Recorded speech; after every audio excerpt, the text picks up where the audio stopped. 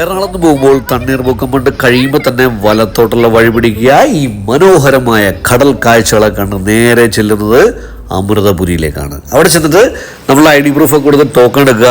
ദർശനത്തിനായി, അമ്മയുടെ ദർശനത്തിനായി. ഞാൻ സജസ്റ്റ് ചെയ്യും ഒരു ദിവസം അവിടെ താമസിക്കണം. വെറും 400 റൂമിനുള്ളൂ. Neat and clean, don't expect luxury. കാരണം ഇതൊരു ആശ്രമമാണേ. വൈകിട്ട് 4:30 സത്സംഗം, ഭജന, അതിനൊക്കെ പങ്കെടുക്കുക. അതിനുശേഷം 8:30 തൊട്ട് ദർശനം തുടങ്ങും. It is A wonderful experience കേട്ടോ. ഇത് അവിടുത്തെ ആന കേട്ടോ, ലക്ഷ്മി. ഫോട്ടോഗ്രാഫി ആൻഡ് വീഡിയോഗ്രാഫിയുടെ റെസ്ട്രിക്ഷൻ കാരണം എനിക്കൊരു വൻ പൊളിക്കാൻ പറ്റിയില്ല. മഠത്തിൻ്റെ നേരെ ഓപ്പോസിറ്റുള്ള സ്ഥലമുണ്ട്, അത് കടലിനോട് ചേർന്ന്. ഭയങ്കര പോസിറ്റീവും റിജുവിനേറ്റിംഗ് എന്ന് തന്നെ പറയാം. അവിടെ പോയി കുറച്ചൊരു മെഡിറ്റേറ്റ് ചെയ്യണം കേട്ടോ. You will feel wonderful. അപ്പോൾ സമയം കിട്ടുമ്പോൾ തീർച്ചയായിട്ടും വിസിറ്റ് ചെയ്യുക. Thank you and love you all. Let good things keep on happening to all of us. ഇതെൻ്റെ ഫ്രണ്ട് ഡയന ചേച്ചി. പുള്ളിക്കാരത്തുള്ളതുകൊണ്ടാട്ടോ ഞങ്ങളെല്ലാവരും ഇവിടെ വിസിറ്റ് ചെയ്തത്. Thank U.